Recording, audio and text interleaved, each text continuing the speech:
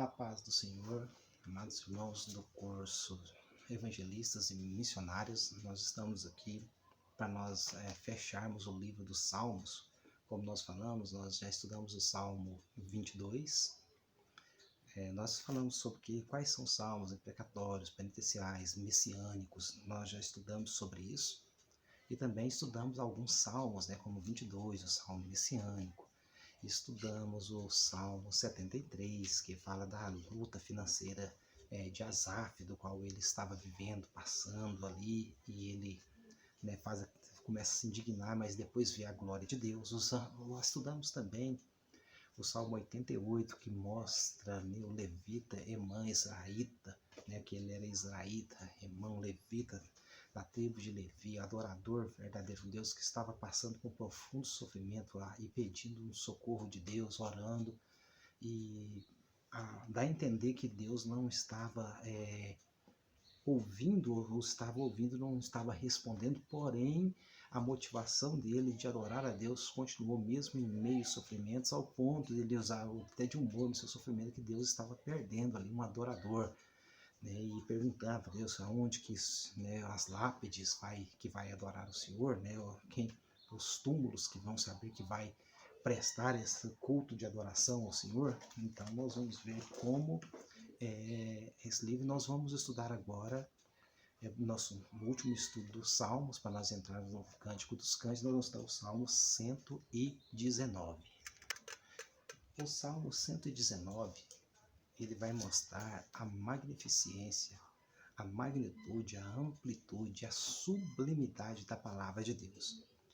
Desses 170 e tantos versículos que compõem o Salmo 119, nós vamos ver que todo ele é 176 versículos, Então, se nós formos falar como capítulo, que nós não falamos salmos de capítulo, cada salmo é um livro, mas se nós formos descrever como capítulo, é o maior capítulo da Bíblia, com 176 versículos, mas são aí umas 3 ou 4 páginas, dependendo da letra da Bíblia, Se for uma letra maior, que gasta mais páginas, até mais. E o Salmo 119, todo ele é direcionado para a magnificência da palavra de Deus. A palavra ali ela é chamada de lei, é chamada de decretos, de estatutos, de preceitos, é chamado de juízo. Então, a palavra ali, ela tem vários nomes que é atribuído à palavra de Deus. Algumas vezes é atribuído como lei do Senhor, como palavra do Senhor, como decreto do Senhor, como juízo do Senhor, como testemunho do Senhor, como preceitos do Senhor. Então, nós vamos ver que o salmista Davi, que era amante da palavra de Deus, e como ali ele, vamos dizer, escreve os salmos, é atribuído aqui a Davi, o Salmo 119, e ele dá essa magnificência, à palavra de Deus.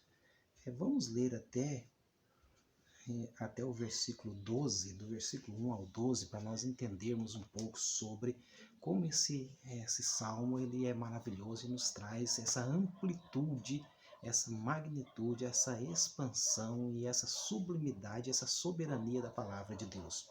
Se bem-aventurados os irrepreensíveis no caminho,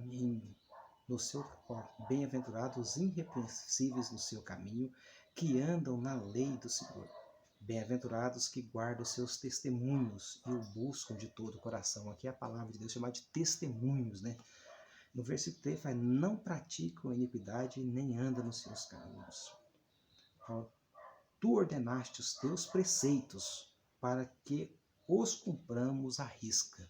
Aqui é chamado agora de preceito. Tu ordenaste teus preceitos para que cumpramos à risca. Quem dera fosse firme os meus passos para que eu observe os teus decretos. Falando agora de decretos, a palavra de Deus.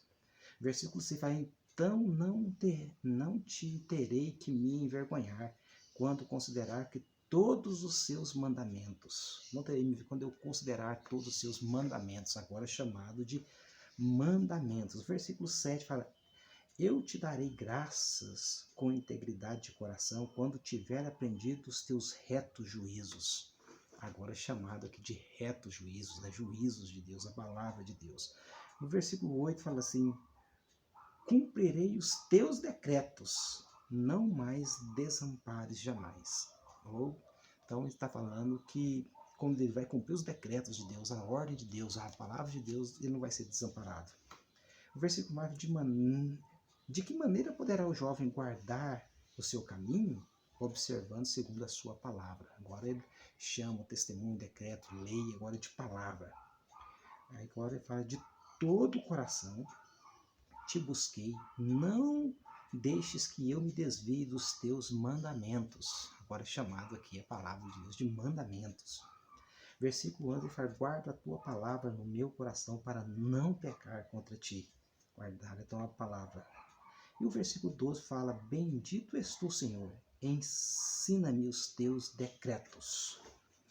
Até o versículo 2. Então aqui o Salmo 119, todo ele é direcionado para mostrar a magnificência, a amplitude, a soberania da palavra de Deus e mostrar que é por ela que nós temos de seguir. É ela que nos dá as diretrizes. É através dela que Deus fala. A melhor maneira de Deus falar, então qual que é a maneira de Deus falar, de comunicar conosco? A maneira que o Espírito Santo vem nos comunicar através da sua palavra. Porque, por exemplo, tem outros meios que Deus usa para falar conosco? Tem sim. Nós que somos pentecostais, nós temos muitas coisas boas e temos algumas coisas que são crendices erradas. Infelizmente, que nós aprendemos com o outro e muitas vezes guardamos aquilo ali como se fosse verdade, que não é. Mas tem coisas boas. Deus fala através dos dons espirituais. Fala. Tem dons espirituais que é o dom ali de falar sobre a palavra de Deus, de alguém que vai trazer ali, a Bíblia mesmo vai falar do dom de profecia. Porém, a própria Bíblia que fala do dom de profecia, fala que ela tem de ser julgada. A Bíblia fala, não importa se ela é verdadeira ou se não é, ela tem de ser, deve ser julgada antes de ser absorvida. Mesmo é verdade, é pura verdade, é Deus que falou, o próprio Deus está mandando, que inspirou, tem de ser julgada. Por que Deus manda? Porque Deus já sabe que no meio dessa verdade pode vir em algumas coisas falsas posterior, e a pessoa então vai passar por esse julgamento. E julgar como? Julgar segundo a palavra de Deus. Tem preceitos, tem base na Bíblia. Se eu der uma profecia e que essa profecia e ela não se coaduna com as escrituras, então ela não tem como, ela não é bíblica, não é verdade. Não é Deus que está falando. Ou é a carne, a pessoa está ali usando o emocionalismo, usando ali, fazendo as pessoas se emocionarem, para que trazendo a confiabilidade das pessoas, levando a algo carnal que não é Deus, ou muitas vezes pode ser até mesmo a questão maligna tentando enganar, levar as pessoas contrário, como nós vamos ver ali a média de Enor, quando nós vamos ler o capítulo de 1 Samuel, capítulo 28, aparece aquela média, quando nós vamos ver também Paulo e Silas andando naquela jovem, fala, eis os verdadeiros homens de Deus que pegam a verdade. Talvez alguém pode falar, profeta aí, Paulo viu que aquilo era um espírito enganador, de enganação. Então a palavra de Deus, ela é inerrante e infalível.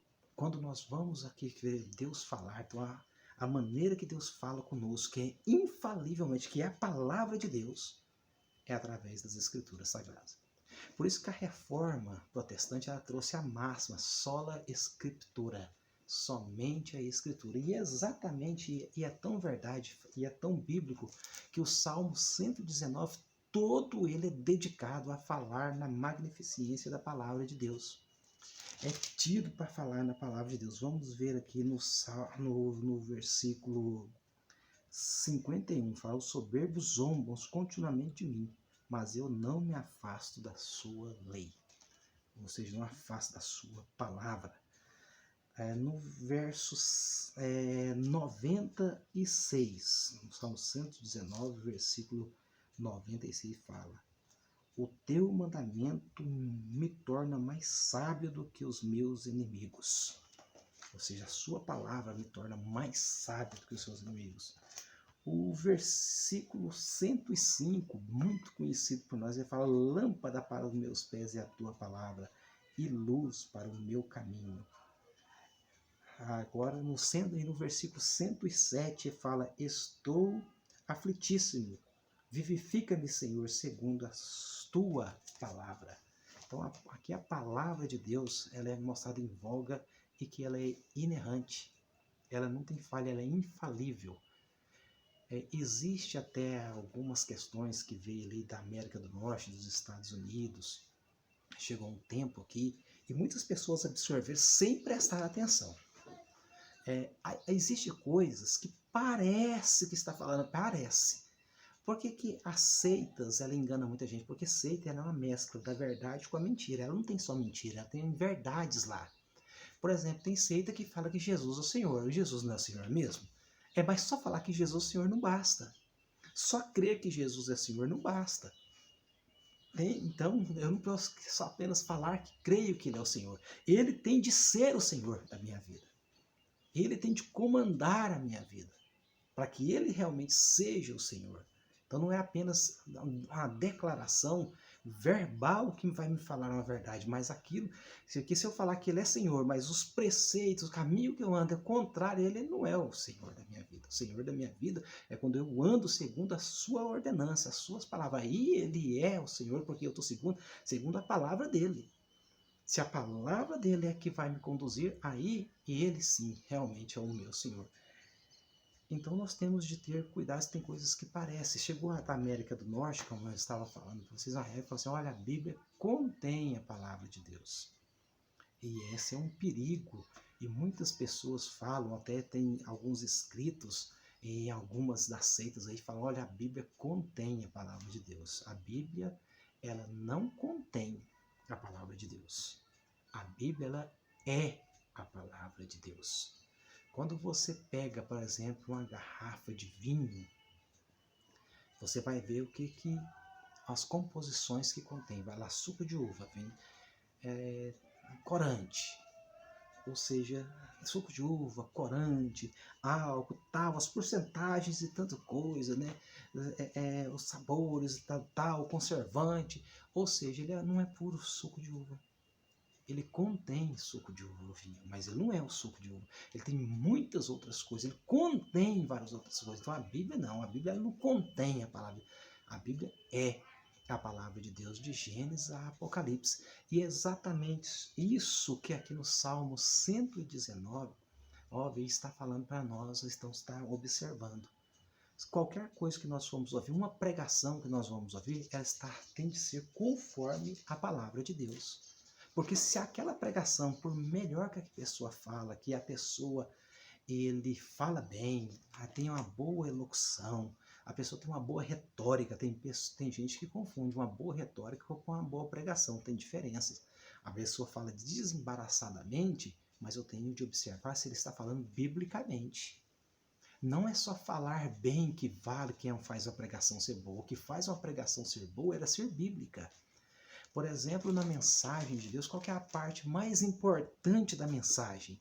É o texto bíblico, porque é a palavra de Deus. A parte mais importante da mensagem não é aquilo que eu vou falar para o auditório, para o público que está me ouvindo. A parte mais importante da mensagem é a palavra de Deus lida pelo pregador. E se ele for fiel a esse texto, se ele entrar e ele pregar conforme esse texto, conforme a Bíblia e outros textos correlatos que a Bíblia está dando, então ele é um bom pregador. Mas se ele falar desembaraçadamente bem, ter uma retórica boa, mas falar contrário ao que está escrito, a pregação dele é ruim, pois ela vai trazer coisas nefastas na vida das pessoas e não a bênção de Deus, a bênção de seguir, de mostrar a verdade de Deus. Isso nós vamos ver nos crentes de Bereia. Se você pode abrir a sua Bíblia aí comigo, em Atos dos Apóstolos, no capítulo 17, o versículo de número 11. Atos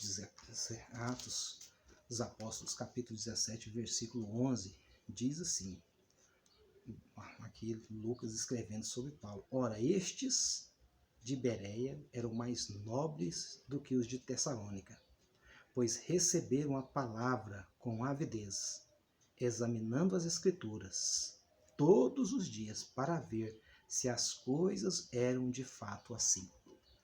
Paulo aqui ele está falando que os crentes de Bereia, eles foram mais nobres que os de Tessalônica. E olha que ele não escreveu nenhuma carta para Bereia, mas para Tessalônica escreveu duas, né? Primeiro e segundo aos Tessalonicenses, falou que é mais nobre. Por quê? Porque aqui eles foram ver, foram pesquisar, foram olhar na Bíblia se que Paulo estava falando estava realmente nas Escrituras. E Paulo achou isso nobre, tanto é que está registrado aqui, na inspiração do Espírito Santo. Então, qualquer coisa que for falar, que seja através de um dom, de uma pregação, ela está de acordo com a palavra de Deus. Ela não pode estar. Não é o que eu falo que é importante, é o que a Bíblia diz. Quando a Bíblia diz que a palavra de Deus não volta para ele vazia, eu vejo alguns pregadores falando isso, não é a palavra do pregador que não vai voltar vazia. A minha palavra, ela não pode apenas voltar vazia, mas como ir vazia. Essa profecia, essa promessa é para a própria palavra de Deus. É Deus fazendo uma promessa para a sua própria palavra, do que ela não volta vazia. Ou ela volta trazendo ali a salvação, ou ela volta trazendo a condenação. Mas ela volta para Deus conforme determinado por Deus, porque ela é salvação para muitos e perdição para outros. Pois ela é a palavra de Deus, ela é a salvação para um e juízos para outros. É o que Simeão falou, e Jesus, então, ele se denomina ali como o verbo, né? A palavra de Deus encarnada, viva. Simeão, quando lá no capítulo 2 de Lucas, ele pega Jesus, que ele fala, este veio como contradição. E muitos em Israel, uns vai se elevar e outros cair por meio desses. Então ele veio para trazer elevações para um e queda para outros. Isso é a palavra de Deus. Ela veio trazer salvação para um e juízo para outro, mas ela não volta vazia para Deus. Mas não é a palavra de um pregador, de um professor. Não. Isso tudo pode, se não estiver de acordo com a Bíblia, pode não apenas ir vazia, como sair vazia. A palavra de Deus, não. Voltando para o nosso texto no Salmo 119, no verso 41, fala: venham também sobre mim as tuas misericórdias, Senhor, a tua salvação segundo a tua promessa. Aonde está a promessa de Deus da salvação? Está registrada, guardada, falada, escrita na palavra de Deus. Escrito ali na palavra de Deus, conforme as Escrituras. O apóstolo Paulo também, ele tinha essa preocupação de mostrar o que ele falava estava segundo as Escrituras. Quando nós podemos ver no capítulo 15 de 1 aos Coríntios,